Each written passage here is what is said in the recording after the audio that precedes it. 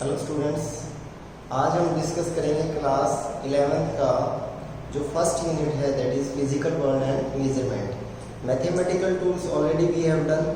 Now our next article is first unit of class 11, that is physical world and measurement. इस unit में आपके 4 to 5 chapter मिलेंगे। तो हमारा जो स्टार्टिंग का आज का आर्टिकल है, that is an introductory part, introduction.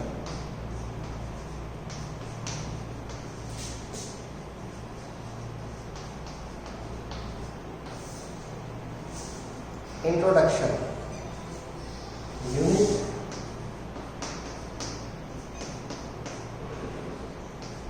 First. Introduction में सबसे पहले हम बात करेंगे कि साइंस क्या होता है।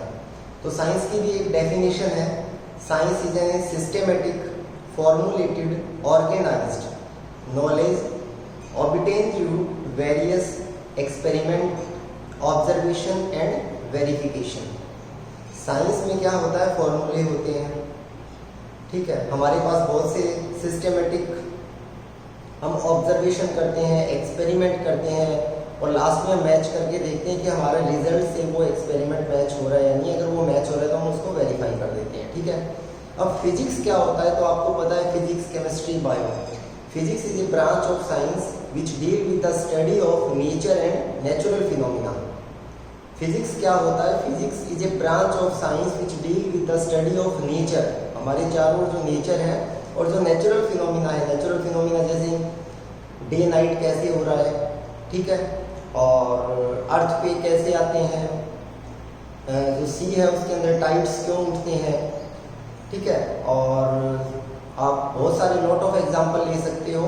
तो ये हम फिजिक्स की है। रेनबो हमें क्यों दिखता है, रेनफॉल क्यों होता है, स्नोफॉल क्यों होता है, तो ये सारे हम फिजिक्स की हेल्प से इनके बारे में प्रिंसिपल एंड थ्योरी हम बताते हैं, ठीक है।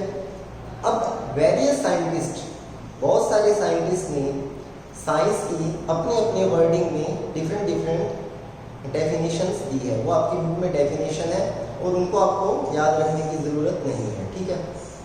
अब होता क्या है कि जब भी साइंस में हम रूल वगैरह बनाते हैं, लॉ बनते हैं, तो उसको एक प्रॉपर स्टेप वाइज करने के लिए हम कुछ मेथड्स अडॉप्ट करते हैं। उनको हम बोलते हैं साइंटिफिक मेथड।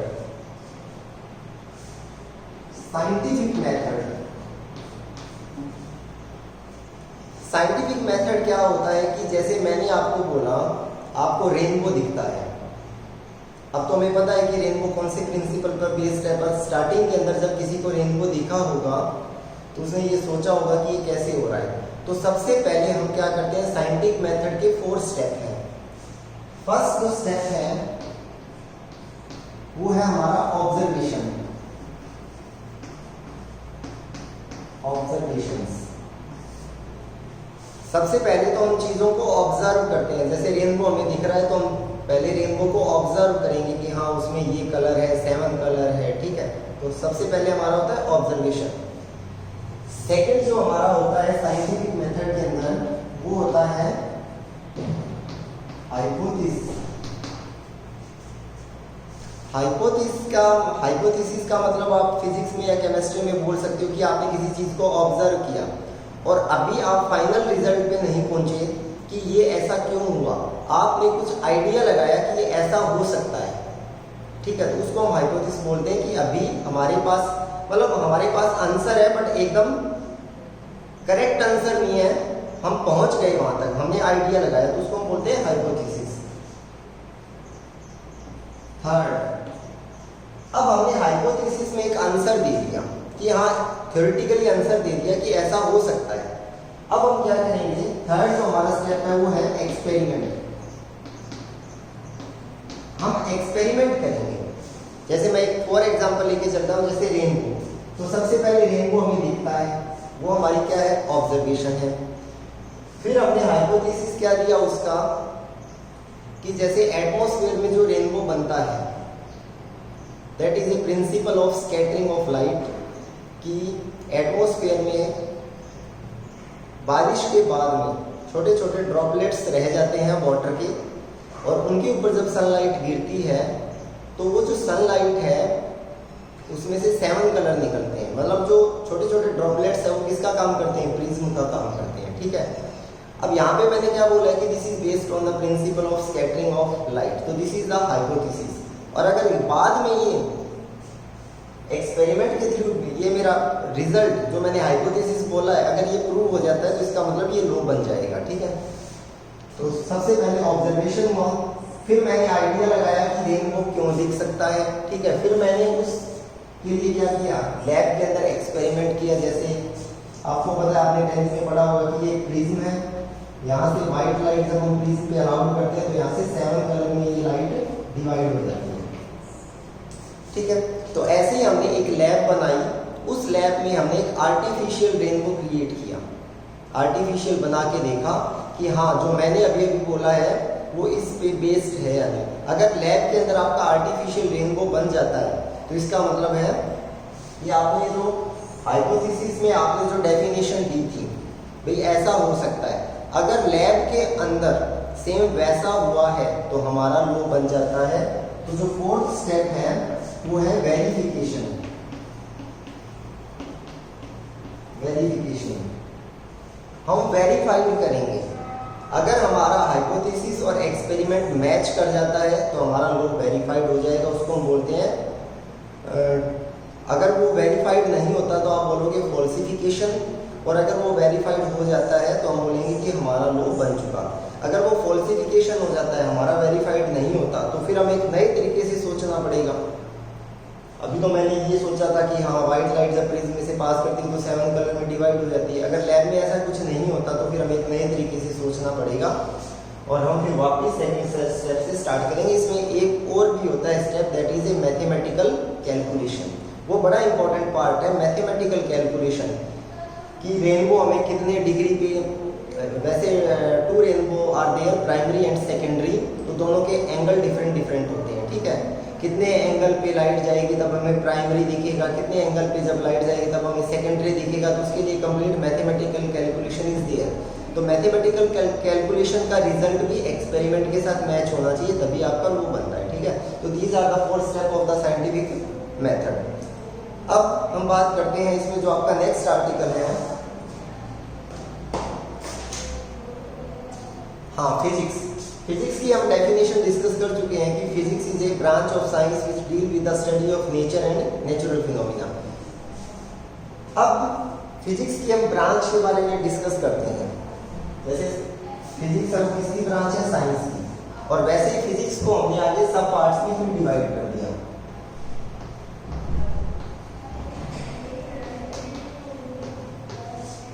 सब पार्ट ऑफ फिजिक्स। सबसे पहले इज मैकेनिक्स।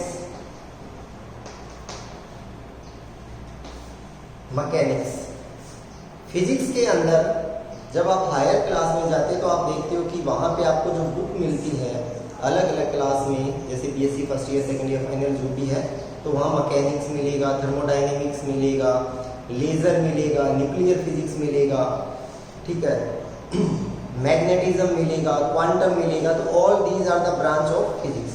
तो मैकेनिक्स के अंदर हम किसके बारे में डिस्कस करेंगे, मैकेनिक्स के अंदर हम मोशन के बारे में डिस्कस करेंगे। और मैकेनिक्स हम लगाते हैं मैक्रोस्कोपिक पर।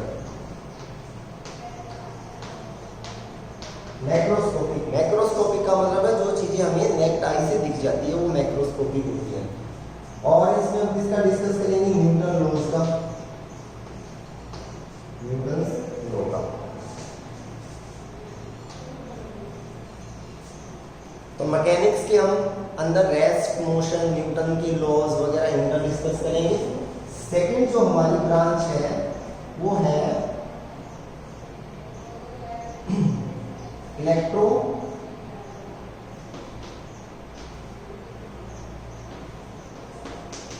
इलेक्ट्रोमैग्नेटिज्म।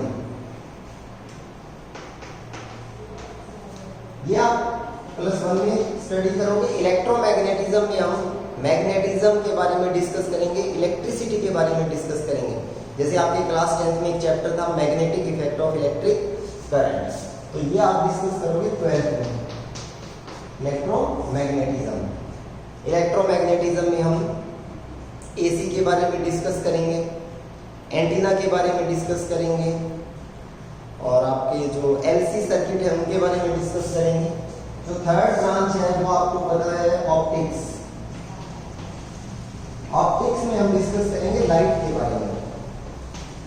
रिफ्लेक्शन है, रिफ्रैक्शन है, सुपरपोजिशन प्रिंसिपल है, interference is there, diffraction is there, ठीक है। तो ऑप्टिक्स। फोर्थ जो ब्रांच है वो आपकी है thermodynamics.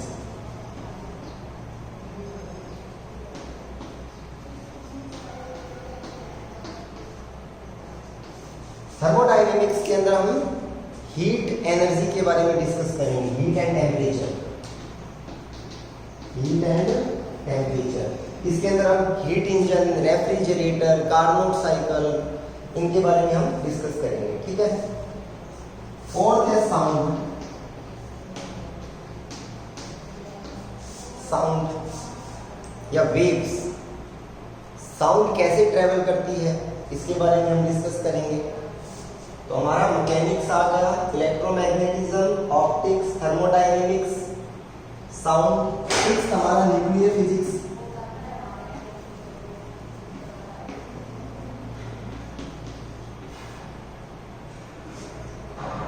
Nuclear physics, nuclear physics के अंदर हम एटम है, इलेक्ट्रॉन है, न्यूट्रॉन है, प्रोटॉन है, एंटी न्यूट्रिनो है, न्यूट्रिनो है, अल्फा डीके क्या होता है, बीटा डीके क्या होता है, गामा डीके क्या होता है, रेडियो एक्टिविटी क्या होता है, इसके बारे में हम डिस्कस करेंगे। और ये भी आपका कहाँ आएगा क्लास 12 में।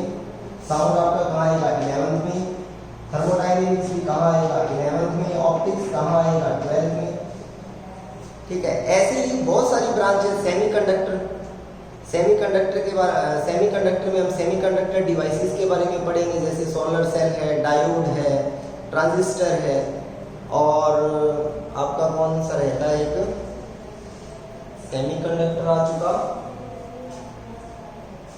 1 2 3 4 5 6। हाँ, last quantum mechanics. Quantum mechanics is the modern branch of the physics, जिसमें हम माइक्रोस्कोपिक लेवल पे स्टडी करते हैं। माइक्रोस्कोपिक लेवल वो होता है जो हमें नेक्ड आई से नहीं दिखता, जैसे इलेक्ट्रॉन की स्टडी, नेचर, फाइनली जो नेचर है वो किससे बनी है, इलेक्ट्रॉन से छोटा भी कुछ होता है क्या, ठीक है। तो वो हम क्वांटम मैकेनिक्स में डिस्कस करेंगे। क्वांटम मैकेनिक्स हायर क्लास में आती है, जैसे एमएससी वगैरह में आती है, ठीक है। रिलेटिविटी, रिलेटिविटी के में हम speed of light E = mc², ठीक है, इसके बारे में हम डिस्कस करते हैं। तो ये all these are the branch of physics, वो आप डिटेल में बुक से स्टडी कर लेना।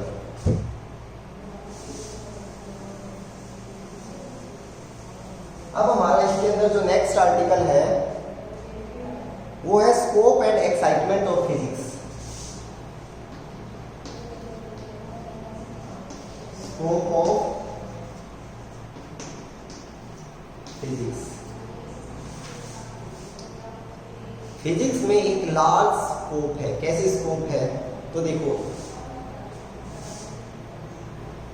जो इलेक्ट्रॉन का मास होता है वो होता है लगभग 10⁻³ kg, और जो हमारा अर्थ का मास होता है या यूनिवर्स का जो मास होता है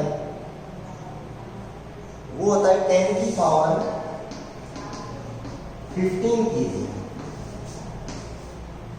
तो ये फिजिक्स का स्कोप है कि हम इतने छोटे लेवल से स्टडी स्टार्ट करके और इतने हाई लेवल तक पहुंच सकते हैं। इतना छोटा मास हम कैलकुलेट कर सकते हैं और इतना बड़ा मास भी हम कैलकुलेट कर सकते हैं। और भी इसमें आप एग्जांपल ले सकते हो, जैसे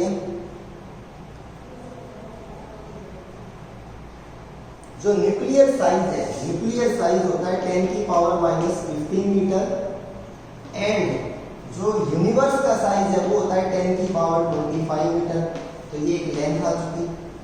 ये फिजिक्स का स्कोप है कि हम इस रेंज से लेकर इस रेंज तक, ये एक वाइड रेंज है, तो इसमें भी आप स्टडी कर सकते हो। जो फिजिक्स का स्कोप है वो एक बड़ा लेवल का स्कोप है, जिसमें आप बहुत छोटी स्टडी से लेकर बहुत हाई लेवल तक की स्टडी कर सकते हो, ठीक है।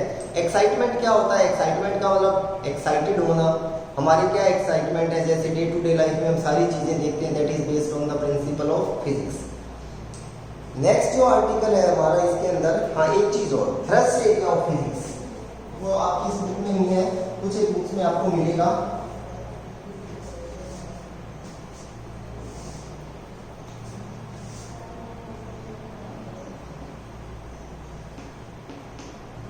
थ्रस्ट एरिया, फिजिक्स के थ्रस्ट एरिया क्या है? तो फिजिक्स के दो थ्रस्ट एरिया है। Number 1 unification and number 2 reductionism.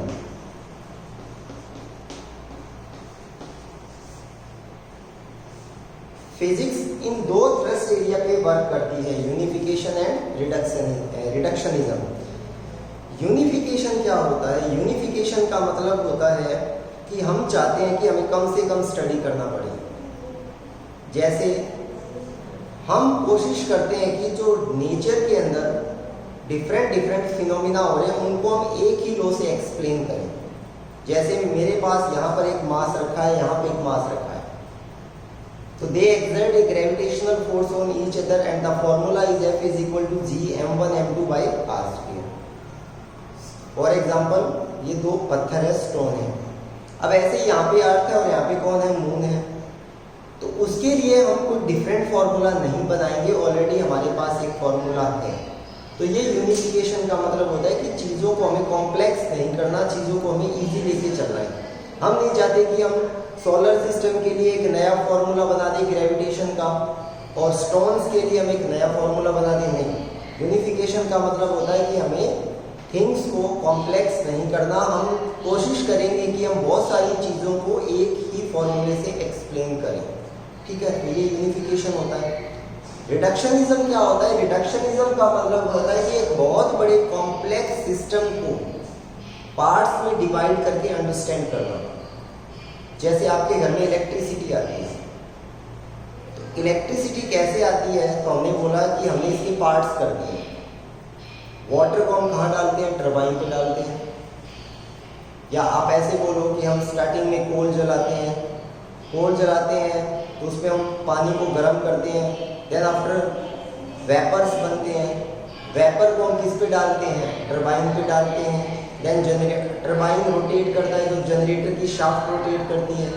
Generator के अंदर मैग्नेट्स होते हैं, जब वहाँ पे फ्लक्स कट होता है तो जनरेटर में एक EMF बनता है। तो this is a working of how we produce electricity. तो हमने एक बहुत बड़े सिस्टम को, एक बहुत बड़े कॉम्प्लेक्स सिस्टम को इजी पार्ट्स में कन्वर्ट कर दिया। दिस इज कॉल्ड रिडक्शनिज्म, ठीक है। अब हमारा जो नेक्स्ट आर्टिकल है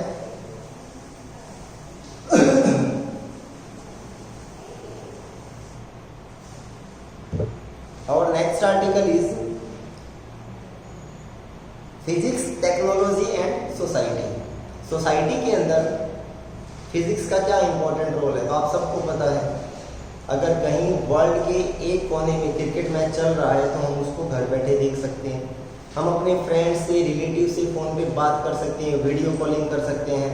तो ये सोसाइटी को फिजिक्स की बहुत बड़ी देन है, ठीक है। हम कंप्यूटर से, लैपटॉप से कम्युनिकेशन कर सकते हैं, टीवी है, रेडियो है, मोबाइल फ़ोन है। तो ये टेक्नोलॉजी है एक टाइप से, और ये सोसाइटी को किसने दी है? फिजिक्स ने दी है। उसके बाद में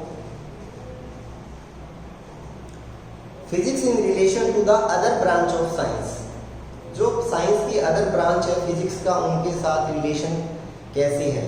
तो देखो, जो बायोलॉजी है, बायो सब्जेक्ट है, उसके अंदर माइक्रोस्कोप के बिना हम कोई स्टडी नहीं कर सकते।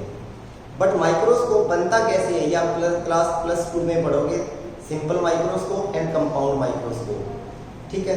तो वो जो माइक्रोस्कोप बना है वो किसने दिया है? फिजिक्स ने दिया है। उसमें लॉ लगे हैं, किसके? फिजिक्स के लॉ लगे हैं। तो बायो की जो स्टडी है, आप कह सकते हो कि बायो एक टाइप से डिपेंड करती है किस पे? फिजिक्स पे। ऐसे मैथमेटिक्स है, डिफरेंशिएशन है, इंटीग्रेशन है।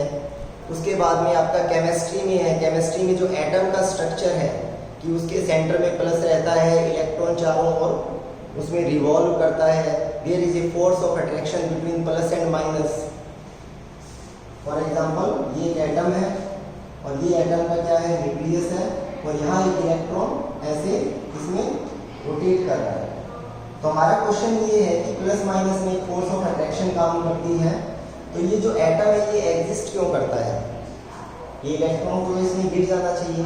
तो हम क्या बोलते हैं कि यहाँ पर एक सेंट्रीपिटल फोर्स होता है mv²r और वो बैलेंस करता है इसको इलेक्ट्रिकल फोर्स को।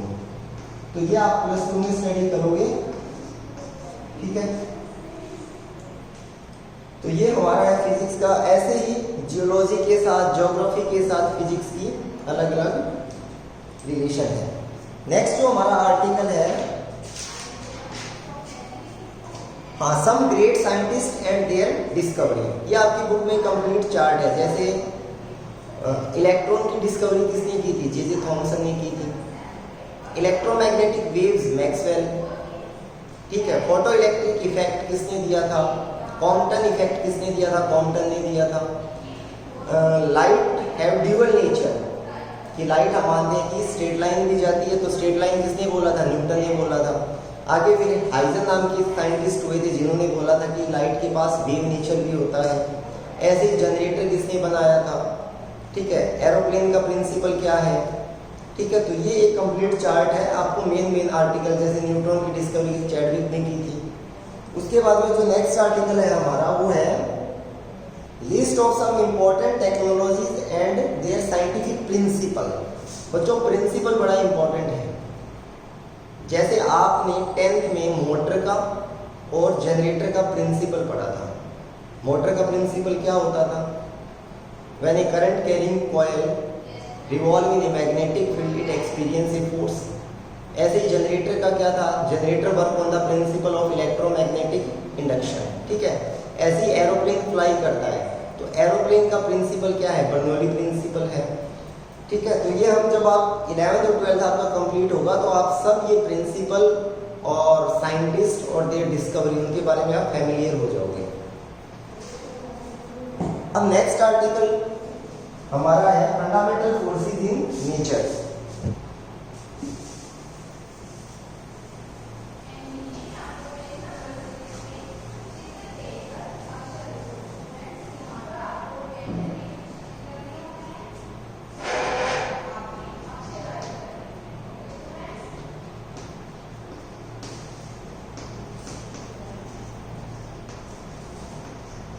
Fundamental forces in nature.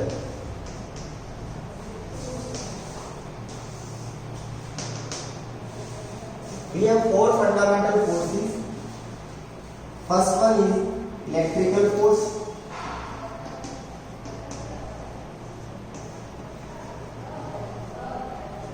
The electromagnetic force, second name. Second is gravitational force.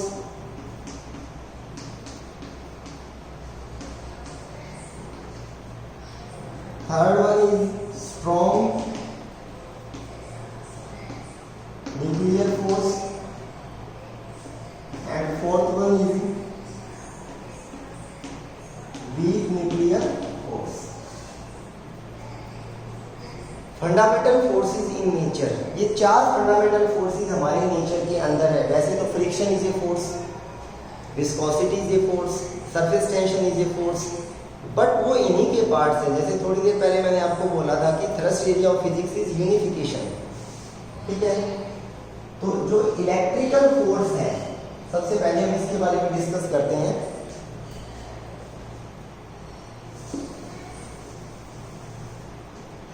Electrical force है वो 2 चार्जेस के बीच में काम करती है। या क्लास 12 में डिटेल में स्टडी करोगे। 2 चार्जेस है और उनके बीच में कुछ डिस्टेंस है। तो ये जो फोर्स होती है ये होती है 1/4 pi epsilon Q1 Q2 by में R स्क्वायर। अगर दोनों चार्जेस पॉजिटिव है तो ये रिपल्सिव होगी, अगर दोनों नेगेटिव है तो भी रिपल्सिव होगी, और अगर एक पॉजिटिव और एक नेगेटिव है तो ये कैसी होगी, अट्रैक्टिव नेचर में होगी, ठीक है। तो अगर 2 चार्जेस है तो उनके बीच में ये फोर्स काम करती है।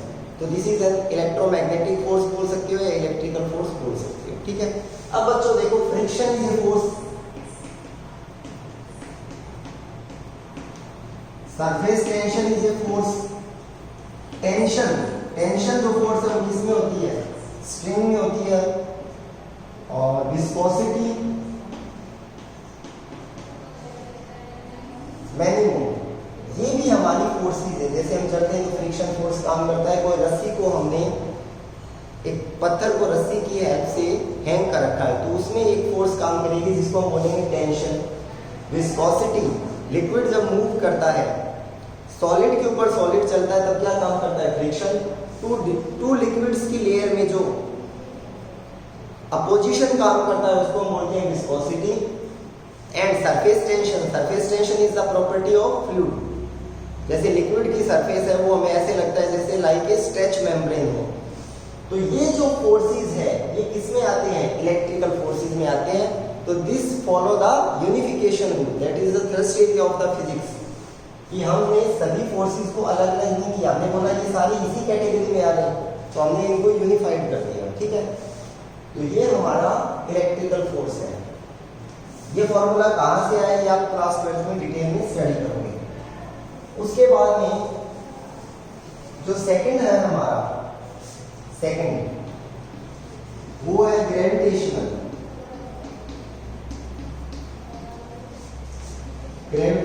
फोर्स।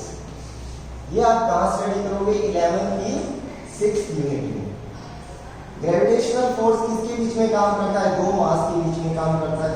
इसका नेचर ऑलवेज कैसा होता है? अट्रैक्टिव। जैसे इलेक्ट्रिकल फोर्स इज अट्रैक्टिव भी हो सकती है, रिपल्सिव भी हो सकती है, बट इसका नेचर कैसा होगा? Always attractive. ये यहाँ पे कुछ डिस्टेंस है, तो यहाँ पे जो ग्रेविटेशनल फोर्स काम करेगा वो करेगा G m1 m2 बाई में r।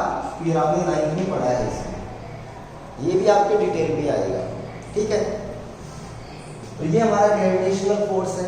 अगर टू बॉडी यहाँ पे रखी है तो उनके बीच में भी एक ग्रेविटेशनल फोर्स लग रहा है, बट वो बॉडी एक दूसरे को अट्रैक्ट नहीं करती। क्यों? क्योंकि वो जो फोर्स है वो किस में जाता है? माइनस में जाता है। तो ये हमारा हुआ ग्रेविटेशनल फोर्स। उसके बाद में जो थर्ड वन है, third one is strong nuclear force. Strong nuclear force क्या होता है? देखो बच्चों, ये आपको पता है, जैसे मैंने एक एग्जांपल लेता हूं मैं किसका? सोडियम का। तो मैंने आपको बोला कि ये सोडियम का न्यूक्लियस है, ये फर्स्ट ऑर्बिट, ये सेकंड ऑर्बिट और ये थर्ड ऑर्बिट। इसमें कितने इलेक्ट्रॉन है? 2। इसमें कितने हैं? 8, 2, 3, 4, 5, 6, 7, 8 और लास्ट में कितना होता है? 1। न्यूक्लियस में कौन होते हैं? तो आंसर है न्यूक्लियस में प्रोटॉन और न्यूट्रॉन होते हैं। तो जो आपका 1123 11 इलेक्ट्रॉन और 11 इसमें क्या होते हैं? प्रोटॉन, और 12 क्या होते हैं इसमें? न्यूट्रॉन। अब आपको पता है इलेक्ट्रॉन पे चार्ज नेगेटिव होता है, न्यूट्रॉन पे कोई चार्ज नहीं होता, और प्रोटॉन पे कैसा चार्ज होता है? पॉजिटिव। तो मेरा क्वेश्चन ये है कि प्लस प्लस आपस में क्या करते हैं? रिपेल करते हैं। तो ये जो यहाँ पे 11 पॉजिटिव 11 प्रोटॉन पड़े हैं, ये एक दूसरे को रिपेल क्यों नहीं करते? ये जो न्यूक्लियस है ये एग्जिस्ट क्यों करता है? क्योंकि अगर ये रिपेल करेंगे तो न्यूक्लियस बनेगा ही नहीं। तो इसका आंसर ये है कि जो प्लस प्लस में जो रिपल्शन का फोर्स है उसको हम क्या बोलते हैं? Electrical force. और तो साइंटिस्ट ने बोला कि न्यूक्लियस में एक अदर फोर्स भी काम करता है। वो जो फोर्स है उसका नेचर कैसा होता है? अट्रैक्टिव। इस फोर्स को बोला गया स्ट्रॉन्ग न्यूक्लियर फोर्स। और ये स्ट्रॉन्ग न्यूक्लियर फोर्स न्यूट्रॉन में काम करता है, प्रोटॉन में काम करता है, और प्रोटॉन न्यूट्रॉन में काम करता है। तो साइंटिस्ट ने बोला कि यहाँ पर प्रोटॉन में एक फोर्स है अट्रैक्टिव, प्रोटॉन न्यूट्रॉन में एक फोर्स है अट्रैक्टिव, एंड न्यूट्रॉन में एक फोर्स है अट्रैक्टिव। ये जो फोर्स है इसका नेचर अट्रैक्टिव है। प्लस प्लस में कौन सा फोर्स काम करता है? रिपल्सिव। तो ये जो अट्रैक्टिव नेचर है, ये जो फोर्स है स्ट्रॉन्ग न्यूक्लियर फोर्स, कहाँ पे काम करती है? न्यूक्लियॉन्स के बीच में। न्यूक्लियॉन्स कहाँ होते हैं? न्यूक्लियस में। तो ये जो स्ट्रॉन्ग न्यूक्लियर फोर्स है इसका मैग्नीट्यूड बहुत हाई है कंपेयर टू इलेक्ट्रिकल फोर्स, इसलिए न्यूक्लियस एग्जिस्ट करता है, ठीक है। उसके बाद में फोर्थ फोर्स हमारी कौन सी है? फोर्थ है हमारी वीक न्यूक्लियर फोर्स। आप क्लास 12th में यूनिट 8 में एक आर्टिकल पढ़ोगे, रेडियो एक्टिविटी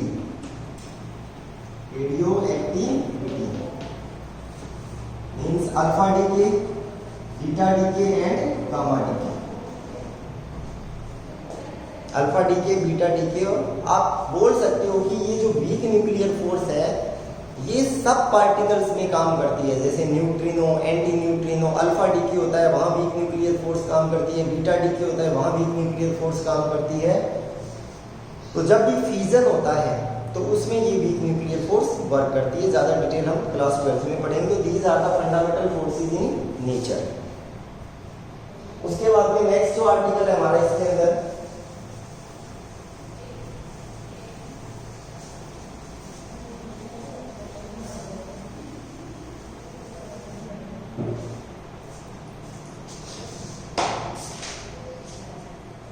हाँ, एक चीज और, आपकी बुक के अंदर ये जो फंडामेंटल फोर्सेस है इनकी सबकी कैरेक्टरिस्टिक दी हुई है। तो कोई भी फोर्स में, जैसे हमने देखा था यहाँ नीचे क्या आया था, 1/r², इसको हम बोलते हैं इनवर्स स्क्वायर लॉ। जैसे gravitational force and electrical force follow inverse square law. इसमें सबसे जो स्ट्रॉन्ग होती है वो कौन होती है? Strong nuclear. देन कौन होता है? इलेक्ट्रिकल। एंड देन कौन होता है? तो ये जो 4 फोर्सेस है इन सब की प्रॉपर्टी आपकी बुक में है। आप 3-4 कोई भी प्रॉपर्टी हर फोर्स की आपको याद रखनी है और आपको पता होना चाहिए कि कौन सी फोर्स सबसे ज्यादा स्ट्रॉन्ग होती है। ठीक है। उसके बाद में जैसे अगर मैं आपको एक फोर्स की कुछ प्रॉपर्टी बताता हूं, तो जैसे मैं आपको ग्रेविटेशनल फोर्स की प्रॉपर्टी बताता हूं।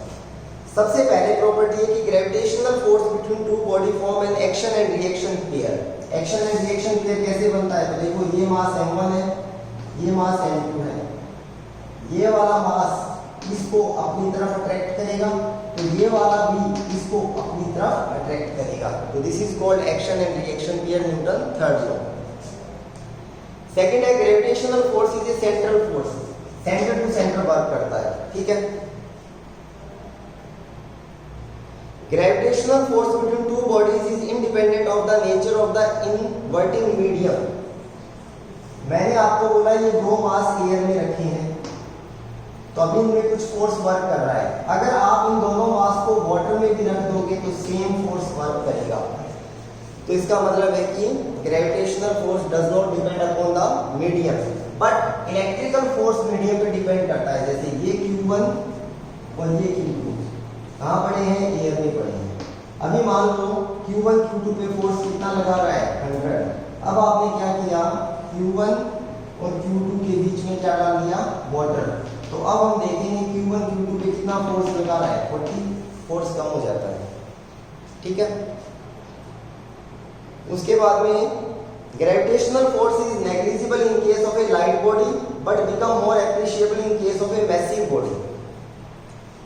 जैसे मैंने आपको बोला, ये रोड में दो पत्थर पड़े हैं, इनके बीच में ग्रेविटेशनल फोर्स वर्क कर रहा है या नहीं कर रहा? तो आपका आंसर होना चाहिए कर रहा है, बट इन बॉडी का मास बहुत कम है, इसलिए यहाँ पे ग्रेविटेशनल फोर्स हमें नजर नहीं आता। ये कहाँ पे सबसे ज्यादा दिखता है? Massive body like sun and earth. उसके बाद में 6th प्रॉपर्टी है gravitational force is a long range. Long range का मतलब है ये एक बहुत बड़ी डिस्टेंस, जैसे सन और अर्थ के बीच में एक बहुत बड़ा डिस्टेंस है, तो वहां पे भी ग्रेविटेशनल फोर्स वर्क करता है। Nuclear force, strong nuclear force, that is not a long range, that is a short range force। short range क्यों है? क्योंकि न्यूक्लियस का साइज बहुत छोटा होता है। उसके बाद में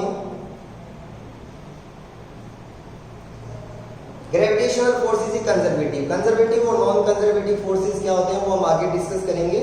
ऐसे ही आपको इलेक्ट्रिकल फोर्स की प्रॉपर्टी पढ़नी है और स्ट्रॉन्ग न्यूक्लियर और वीक न्यूक्लियर। अब हमारा जो नेक्स्ट आर्टिकल है, इसके अंदर वीडियो ज्यादा लंबा ना हो, इसलिए जो हमारा नेक्स्ट आर्टिकल है वो है, फिर ये लेसन कंप्लीट होगा, नेचर ऑफ फिजिकल लॉज।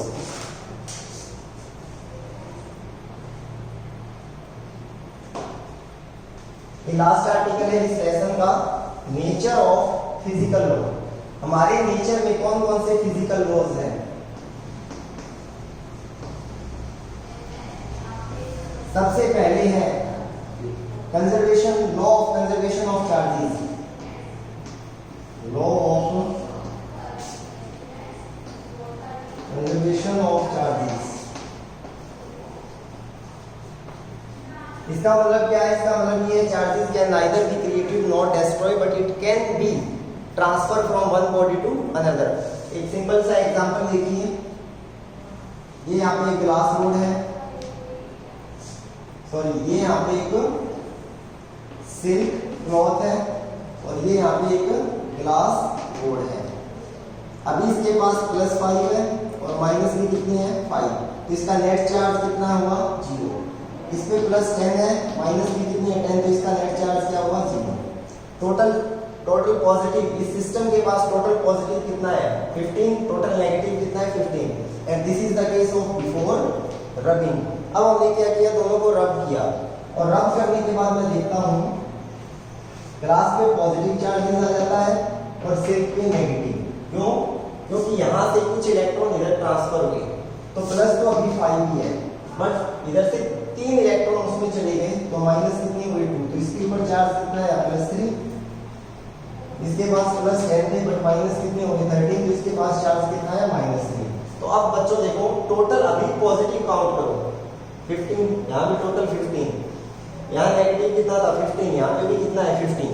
तो इसका मतलब है charge can neither be created not destroyed but it can be change from it can be transfer from one body to another. This is called law of conservation of charges.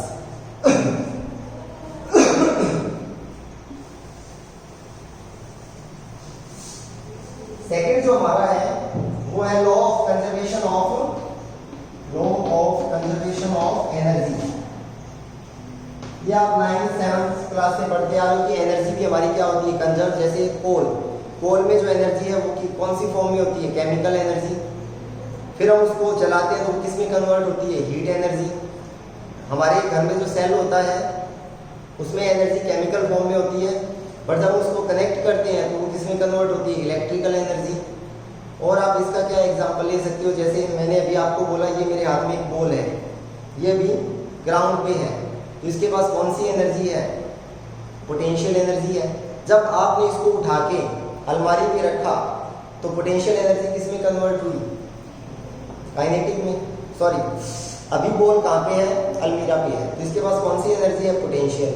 अब जब आप इसको drop करोगे तो ये potential किस में convert हो जाएगी काइनेटिक में। तो इसका मतलब है energy can neither be created not destroyed but it can be change from one form to another. Third है हमारा law of conservation of linear momentum. Linear momentum class 9 में आपने पढ़ा था कि लीनियर मोमेंटम क्या होता है मास इनटू वेलोसिटी। जो मोमेंटम है और न्यूटन का सेकंड लॉ क्या कहता है कि मोमेंटम में चेंज तभी आता है जब एक सिस्टम पे क्या एक्सटर्नल फोर्स वर्क करता है। जैसे मैंने आपको बोला कि ये यहाँ पे एक गन है, ये यहाँ पे एक गन है और इसमें ये एक बुलेट है। गन का जो मास है वो है capital M is equal to 10 kg। ठीक है, बुलेट का जो मास है वो आप मान लो 1 kg, फॉर एग्जाम्पल कितना मान लो 1 kg। ठीक, और अभी गन और बुलेट एक सिस्टम है। बिफोर फायरिंग इस सिस्टम का मोमेंटम कितना है, आंसर है बिफोर। मोमेंटम कंजर्वेशन का मतलब क्या होता है, जितना मोमेंटम पहले होता है उतना ही मोमेंटम बाद में होता है। इसका मतलब initial momentum is equal to before firing is equal to after firing. Momentum initial equal to the momentum final. ठीक है, अब देखो बिफोर फायरिंग ये mv प्लस कैपिटल mv। इसका अपना बुलेट का मास कितना है, मान लो वेलोसिटी कितनी है 0, गन का मास कितना है 10, वेलोसिटी कितनी है 0, तो इसका मोमेंटम कितना है 0। अब आपने फायर किया, जब आप फायर करोगे तो आप देखोगे कि गन कहाँ जाती है पीछे और बुलेट कहाँ जाती है आगे। तो आफ्टर फायरिंग मोमेंटम कितना होगा, तो बच्चों देखो इसमें क्या होगा कि आफ्टर फायरिंग भी टोटल आपको कितना मिलना चाहिए 0। कैसे मिलेगा mv प्लस कैपिटल mv। मास कितना है हमारा, हमने देखा है इसकी स्पीड कितनी हो गई 100, किधर की तरफ आगे की तरफ। इसका मास कितना है 10, बट गन किस स्पीड से पीछे जा रही है मान लो 10, बट ये 10 velocity is a vector quantity, तो आगे की डायरेक्शन पॉजिटिव तो पीछे की नेगेटिव। तो तो ये कितना बना +100 -100, अगेन कितना बना 0। इसको हम बोलते हैं law of conservation of linear momentum. और ये प्रिंसिपल तभी वर्क करता है जब there is a no external force act on the system. कोई एक्सटर्नल फोर्स, बाहरी फोर्स नहीं होना चाहिए, ठीक है। उसके बाद में जो फोर्थ हमारा है, फोर्थ है law of conservation of angular momentum. Linear momentum, linear momentum आता है कि ये बॉल है और ये ऐसे स्ट्रेट जा रही है, तो इस बॉल के पास कुछ मास है और वेलोसिटी है, तो हमको नेम इस बॉल के पास क्या है, लीनियर मोमेंटम है। अगर कोई बॉडी रोटेट कर रही है ऐसे, तो इस बॉडी के पास क्या है, एंगुलर मोमेंटम। अब यहाँ पे लीनियर नहीं लिखना, रोटेशनल मोशन में एंगुलर मोमेंटम, ट्रांसलेशनल मोशन में क्या होता है, लीनियर मोमेंटम। तो जैसे लीनियर मोमेंटम कंजर्व होता है वैसे ही एंगुलर मोमेंटम कंजर्व होता है। लीनियर मोमेंटम का फॉर्मूला क्या था, mass into velocity. Angular momentum को हम किससे लिखते हैं, एल से, और इसका फॉर्मूला क्या होता है, r/mv। ये आपके क्लास 11 की जो 6th यूनिट है, system of particles and rotational motion, उसके अंदर ये डिटेल से आएगा। इसमें क्या होता है, हमने कंजर्वेशन ऑफ लीनियर मोमेंटम में क्या बोला है कि जब तक सिस्टम के ऊपर एक एक्सटर्नल फोर्स नहीं लगेगा, मोमेंटम, लीनियर मोमेंटम क्या रहेगा, कंजर्व, जितना पहले उतना ही बाद में। इसमें क्या होता है, ये किसमें आता है, रोटेशनल मोशन में। तो रोटेशनल मोशन में हम फोर्स नहीं बोलते, हम क्या बोलते हैं, टॉर्क। टॉर्क जैसे आपने गाड़ियों में देखा होगा कितना टॉर्क जनरेट करती है। तो जब तक सिस्टम पे एक्सटर्नल टॉर्क नहीं लगेगा, उसका एंगुलर मोमेंटम भी क्या रहेगा, कंजर्व रहेगा, ठीक है। तो बच्चों ये जो आपका फर्स्ट यूनिट का जो फर्स्ट लेसन है, दैट इज फिजिकल वर्ल्ड या इंट्रोडक्शन जो भी है, ये हमारा यहाँ पे कंप्लीट होता है। नेक्स्ट लेक्चर जो हमारा होगा वो होगा फर्स्ट यूनिट के सेकंड लेसन का। Thank you.